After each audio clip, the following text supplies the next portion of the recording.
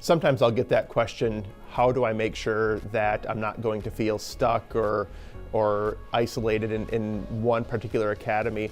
I think an important thing to keep in mind is that even though students choose a home academy, that there is still many options available. As a matter of fact, all options across all academies are available to students.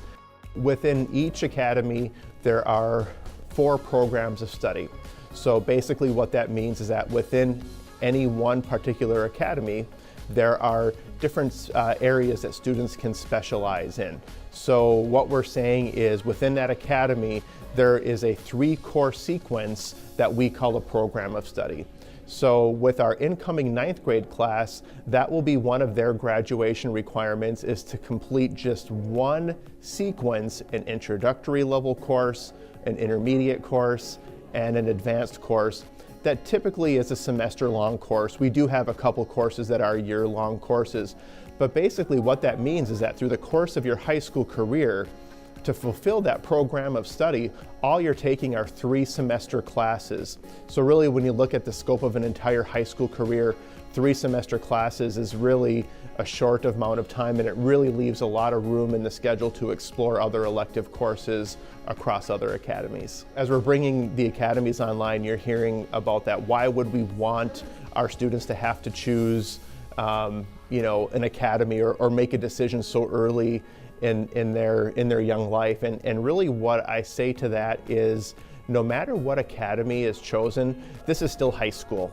We still have standards, we have essential learnings that need to take place in those core classes, in elective classes across the board. And really what we want to do with this is we want to give students an opportunity to explore a lot of different options. So just as it's important to determine, here are things that I'm really interested in, it's also just as important at a young age to determine what am I not interested in, or what don't I like.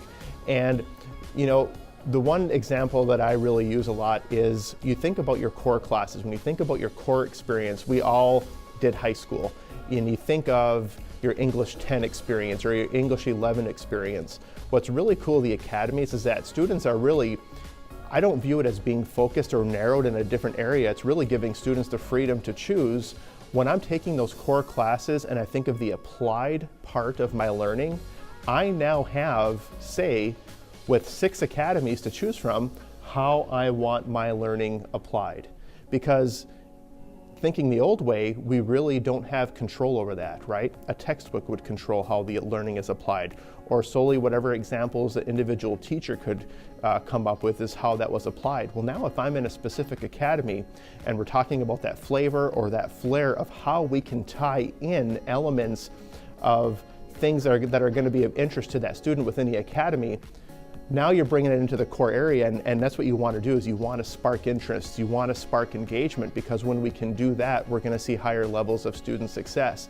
So in the end, I really look at it as being the opposite, is that we are really putting students in the driver's seat of how they want to have their learning applied to them, and that's awesome.